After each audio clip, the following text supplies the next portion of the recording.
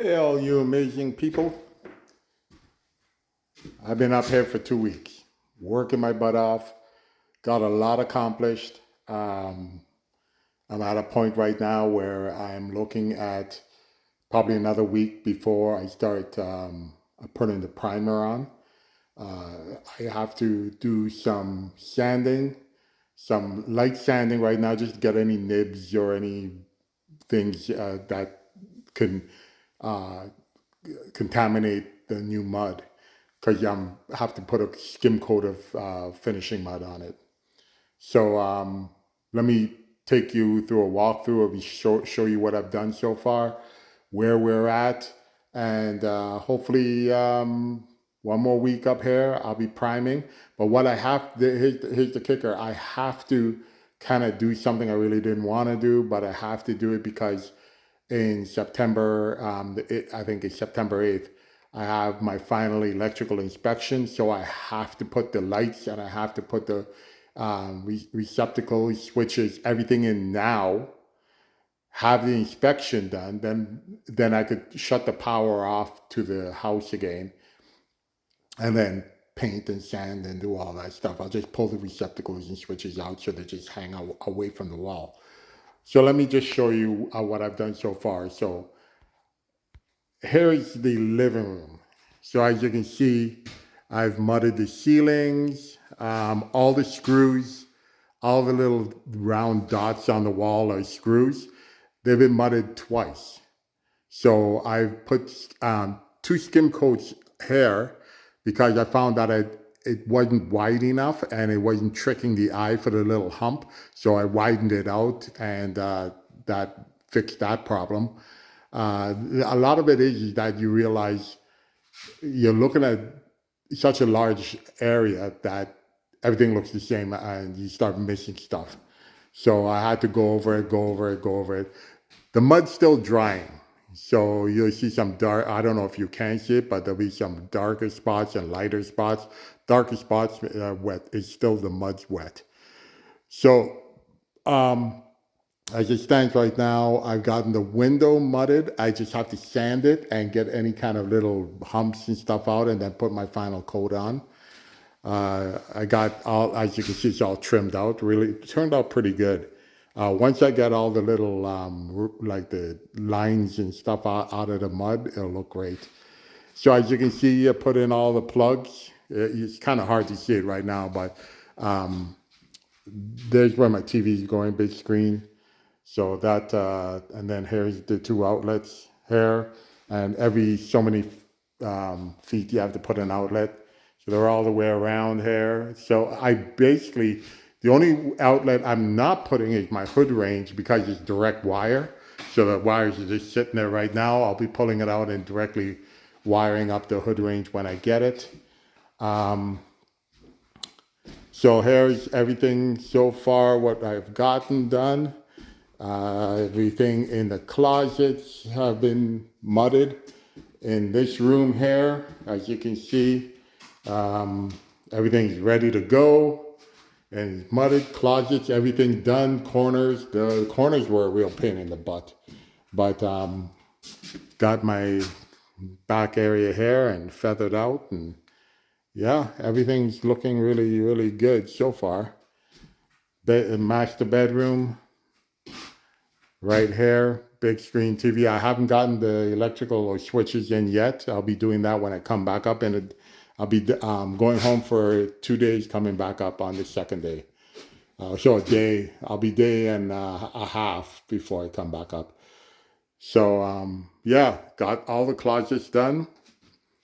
The reading nook for my wife, and I got a 5,000 lume LED lighting for her, so she can read and get a lot of lighting when she's reading. She does a lot of reading.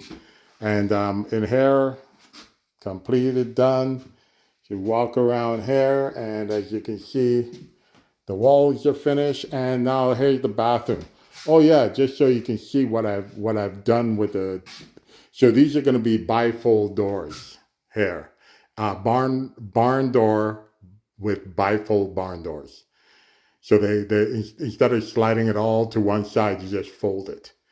So I had to trim on both sides of the door here. As you can see, I just have to now mud it in. But yeah, ran out of time. I'm leaving tomorrow and then I'll be back in a day and a half. So get my laundry done and stuff like that. So I've gotten the bathroom slope done. So it's all installed. And then next thing I have to do is I have to put this membrane over top of it. But I didn't have the glue. So this has to be glued in place. And I thought when you bought the kit, you get the glue, but obviously they gave me every other kind of glue but the glue I needed. So anyways, that's going to go in next. And then I have the uh, panels that go up in here. So that's the next stage to do. But right now, at least that's done and it has to dry. So it'll be drying for 2 days before, we do anything else. And then the bathroom's all, done in here. Unfortunately, I had to put all the covers back up. My wife's coming up she's up here for a week holidays. So she can't sleep at night if the windows are not covered. She likes dark. I think that's why she likes up here so much because it's so dark. But I'll tell you something, when you have a full moon or any kind of half moon or anything, it lights up like a Christmas tree. It's so bright. So we usually put old blankets over the windows just to kind of get it dark inside of it. But it's, you know, everything here, the utility room is completed. And, oh, no, it's not completed. I still have to mud these corners, a couple of corners and I ran out of trim to do on the other side, if you can see here. You can see here the drywall isn't covered, but the drywall is covered on this side, right? So I gotta buy some more of that stuff and then that'll be resolved. And yeah, I keep all my tools in here now. And the electrical panel is all done, ready to go. So when the guy comes in here, I'll have lighting up, 3 lights in here, a switch over there, which will operate that backlight. A switch here will operate these 2 LEDs. And yeah, we're getting ready. I got fridge and stove and washer and dryer, all brand new, black stainless that is coming in. And we're getting ready to do the flooring. So this is the next big ticket item, but I gotta finish the sanding before the flooring goes down. And if I run out of time, then we're gonna be doing the flooring before I do the sanding, which then I'm gonna have to have the whole complete floor covered so no dust and debris gets on top of it. So I'm hoping to get the sanding done before we put the flooring down, but I have the guy booked and I ran out of the time. I was hoping to get things done, but here's the problem. The biggest problem I had is spending days to have the mud, the drywall mud dry out. Literally took 3 days, and some areas. So while one room is drying, I was working in another room, and then when I was done that room, I went into another room, and I was trying to come back to the original room to see if anything dried, and I still have areas that it's drying, but it's still very, very kind of a little bit wet. The problem is you can't sand when you have that. You have to have it completely dry. So when I go home, I'm bringing up a dehumidifier. We're gonna run the dehumidifier out. That should help dry out the mud. And then while I'm up here for the week, while my wife's taking a vacation, and she's up here relaxing, I'm sanding. I'm gonna do the preliminary, the light sanding, 180 grit. Just go over it very lightly. Make sure no, any little raised areas and stuff like that are sharp that can get in mud and end up putting horrible lines in when you're mudding. All that has to come out. You just go over it very lightly, and then after that, that's when we put in the final coat, and then we do a good sand. Uh, so it's coming along, but bear with me, guys. Keeping you. The next time you see it, you'll see lights in the whole house will be completely powered up.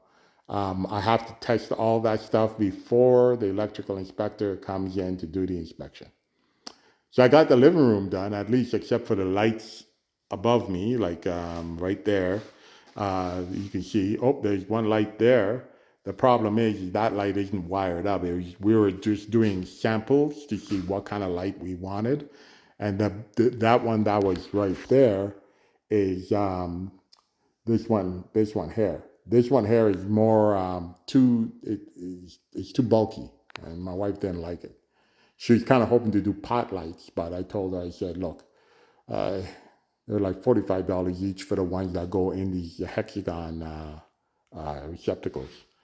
So I told her, I said, nah, let's just get this one. This is the one she actually likes. This one right here. See that one there? Looks like a little flying saucer. But we're big Star Trek and UFO fans. I know, I'm just joking around. Anyway, no, I am a very big Star Trek fan. I'm not joking around about that. I'm a serious Star Trek fan. Go back on my first YouTube videos, and that's why Rush Treks is is my name, and then Star Trek, right? And I built a captain's chair and all that stuff, and it was just a lot of fun stuff that I used to do. I've gone to conventions and stuff like that, and met a lot of the stars, but I'm not into dressing up and all that stuff. Like, you're not gonna make me. I'm not coming out as a Klingon.